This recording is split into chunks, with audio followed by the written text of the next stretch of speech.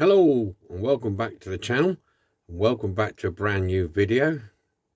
I hope everybody is okay after the Christmas festivities. What are we on now? This is airing on Wednesday.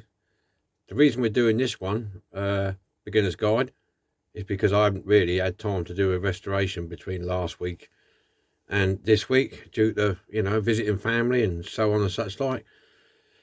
So we're going to put this one out. This is number 6, so we're getting there. This is the last of the, I think the really preparation one. We're going on to the painting next and so on and so forth. So we're going to get this one done. This one is cleaning up your casting after the caustic soda or the paint stripper, whichever we want to use. So you've got yourself a bare casting, and we're going to see about wire brushing it down, get rid of the casting lines. Okie doke. So I'm going to clear the bench and we'll get the castings out and we'll do it individually. Here we go then. This is your bare casting. Let's get comfy in the chair. This is your bare casting. I've got a few odds and sods here that I've picked out with spares bin. Yeah, this is the casting.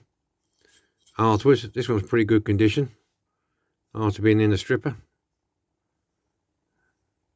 So there's no real dents, pit holes or anything. This is a good clean casting, no broken pillars, which you can see once the paint is off. You'll be surprised what you can see if there's any cracks, especially around the 2 front pillars.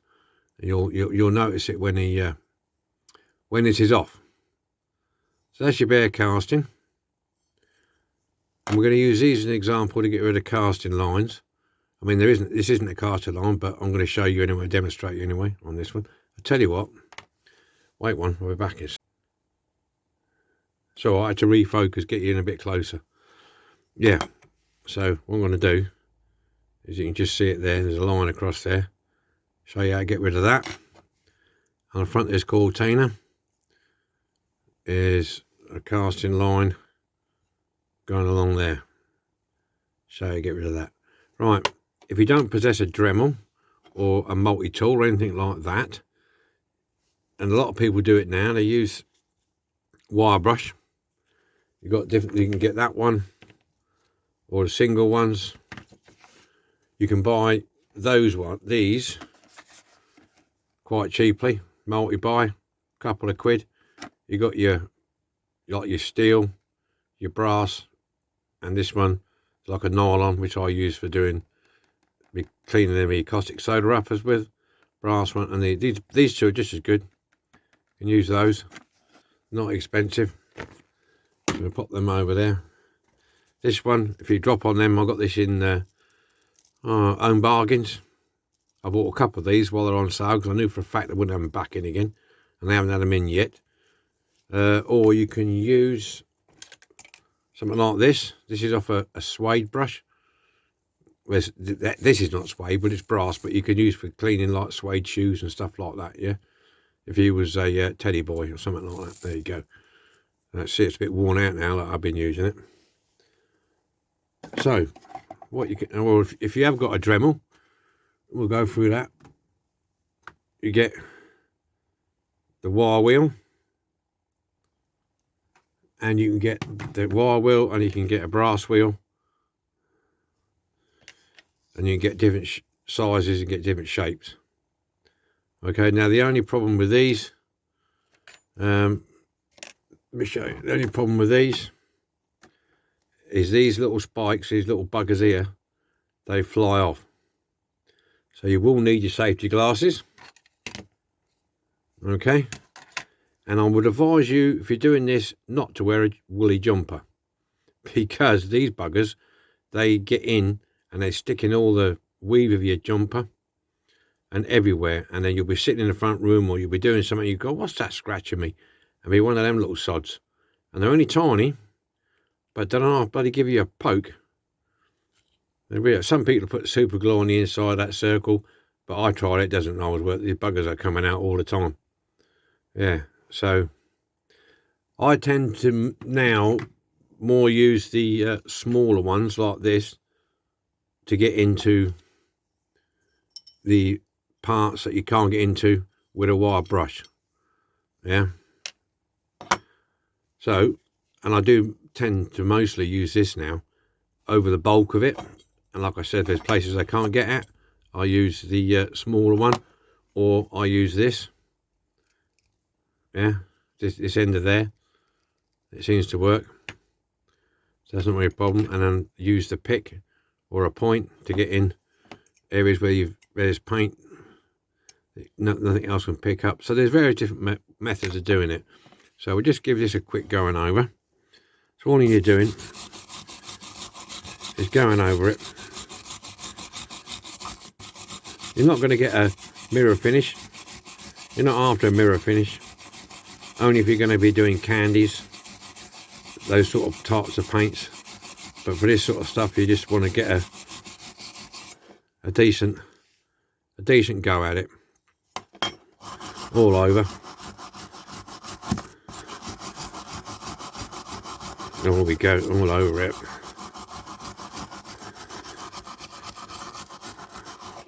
There, get on the bonnet.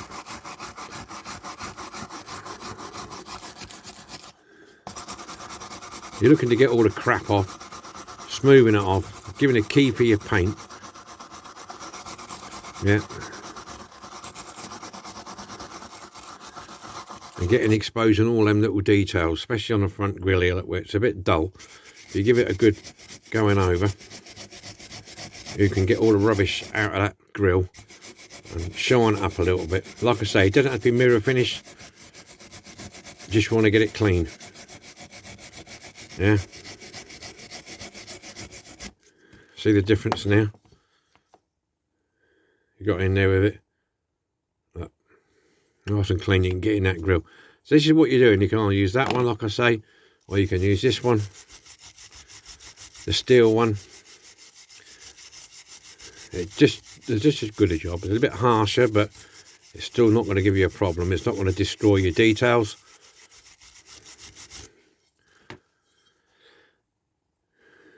Just trying to get it so you can see it. So, yeah, it's not going to destroy your details. And also this stubby end, you can get in around here. Yeah, all these little nooks and crannies up in here. And then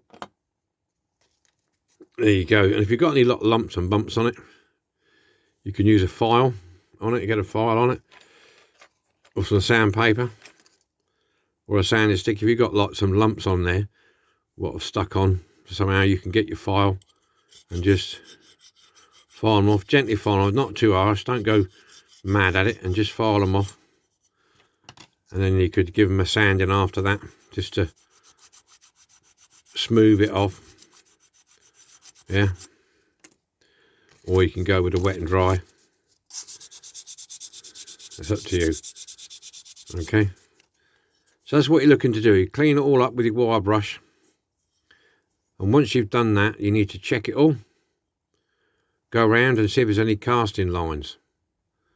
Have a look at the bodywork, and if you're not 100% sure on the car and what it should look like, look on Google Images, and you'll see if you think, oh, is that a casting line or isn't it? I have made a mistake before now and taken a line out, and I thought it was a casting line. It ended up it was a body line. So I did learn my lesson that way. So just check it out. Check it out. This one's okay. There's no casting lines on this one that I can see. But if you do get any casting lines, let's have a look. If you do get a casting line, I mean, like I said, this isn't a casting line, but I'm going to pretend that it is. That line across. I don't want to get this focused. There it is, like you see, that diagonal line. So what you can do, get your file, and then just file it off. Just gently. Take your time. You don't. The harsher you go, the more you've got to clean up afterwards. Yeah. So if you're going to go out with a real heavy duty file, you're going to end up with gouges all over it, and you're going to have to clean all that lot up. So just nice and gently, because it is quite soft and you will get through it. All right, like that.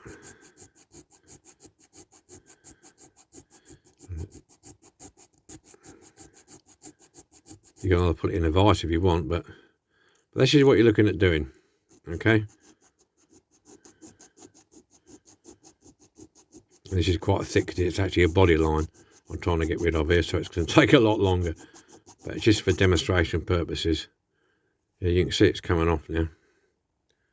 Excuse my dirty thumb there. Yeah, just work at it. Be wary of other details around where you're filing. So that's what you do. You work at it and you get it flat. And once you've got it flat, you can either wet and dry it to get it smooth, or you can use different grades of sandpapers or sanding sticks like you do on the window screen. So if you're going to do that, keep your window unit sanders separate to your metal sanders, or else you don't want to get all metal filers and dirty manky like this, dirty like that on the window units. Yeah, so keep them separate. Right, so let's have a look at this one here. There's a little casting line in there, as you can see. I showed you before. So I'll move that out of the way and move this out of the way a minute. I'm trying to get you to see that, see if it will focus. You've got different sorts of files that you can use, different shape files to help you out. All right, because you only want to get in there, so you're lightly doing it. Take your time, just get it out. Some of these casting lines are not hard to get off, and just follow your bodywork around. Try not to make it flat or an angled where it's supposed to be curved. So just take your time, work your way around it, and keep checking. Because your primers and your paints will fill in the small areas. So you should be able to get away with that. You know what, I haven't got my magnifying things on. I should really have them on to help me see what I'm doing. Yeah. So going up round by the headlight. And notice I'm just using the point of this file just to get it all out. Because there's a side light there and the edge of the headlight. I don't want to round them off. Don't want to flatten them off, sorry. So once you've got the prominent part off, like that,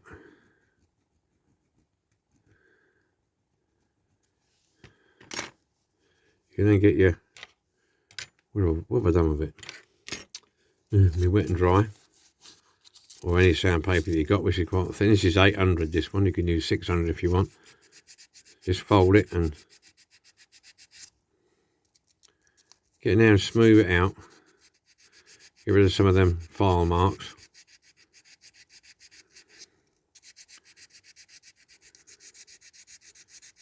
There you go. Just taking your time. That's basically gone now.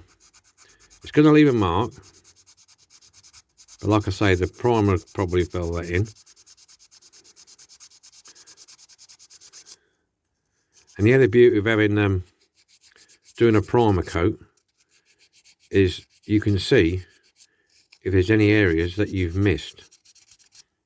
That's the key thing with primer. If you've got a car which got a lot of casting lines on it, because some of the older ones did.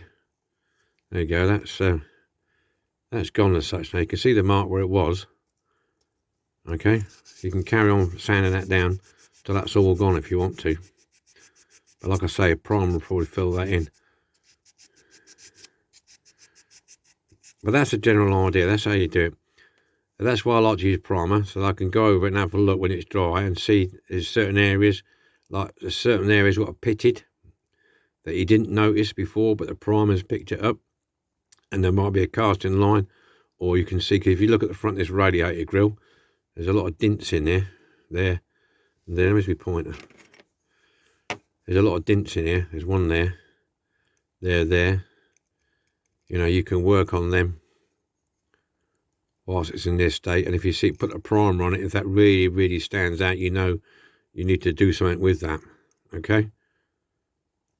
Right, when we go into dents and corroded pieces, there's a couple of methods you can do to overcome that and help you out. In filler, you can use a Humbrol filler if you want. I mean, I've had this for a long time, so I use this. Okay? You don't need much, and this dries fairly quickly.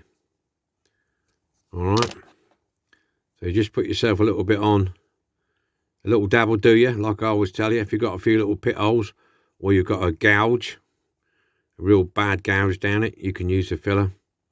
Fill it in. But whatever you remember, whatever you put on, you got to take off, except what's in the hole or in the gouge. So remember that. Okay, because it's all right you whacking a load of filler on that grill to fill them holes in, and then realising, Christ, I've got to get all that out of there. Alright, so just be mindful when you're doing that. The other way of doing it is filling holes in, is using the old super duper. You see me do this a few times. You can get a little, I think that's probably, yeah, you can get a little bit of super duper. Okay, it'll be a bit tricky on here because it's and I'll show you an example. You can just put a little dab, just a little bit on there like that, yeah. Okay. So if you've got any holes in your body with little pittings, not massive amounts, but just little pit holes everywhere, or a big pit hole, then you can just put a bit of super duper in, let it go hard, and then you can sand it off with a sanders or a bit of wet and dry. I wouldn't recommend using a file to file it down with, because this will allow it to pull it out of the hole.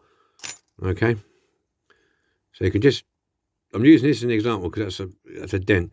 Just put a little bit in there, let it go hard, and then sand it.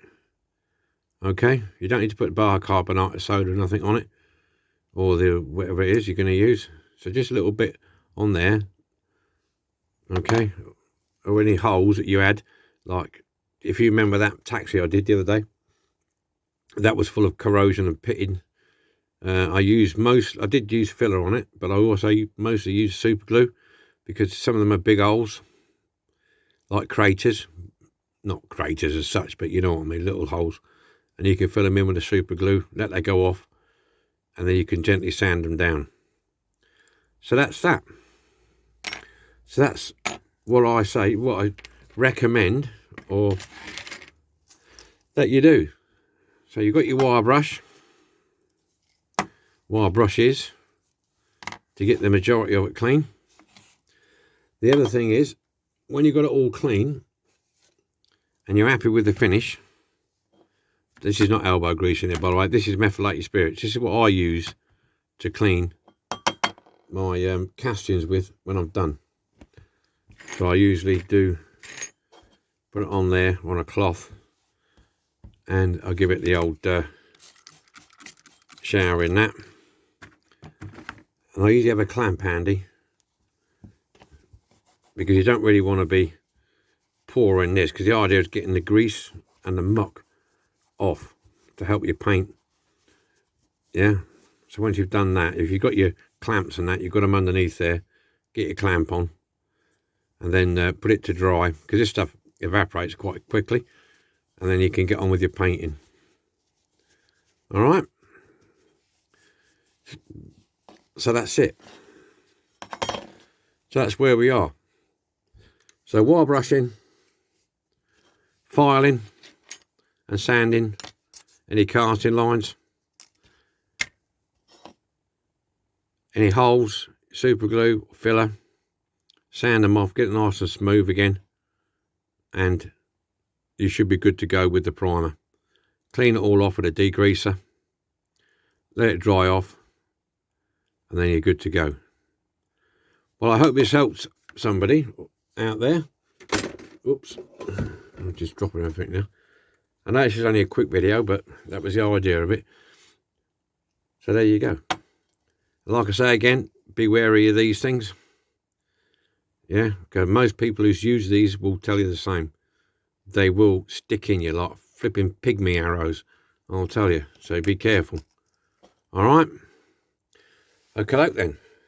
Thanks for watching. And I'll see you again next week, next Wednesday. And I'd like to wish you all a happy new year, because it'll be New Year's Eve on Friday. So wish everybody a happy new year. And I'll see you in the new year. Bye for now.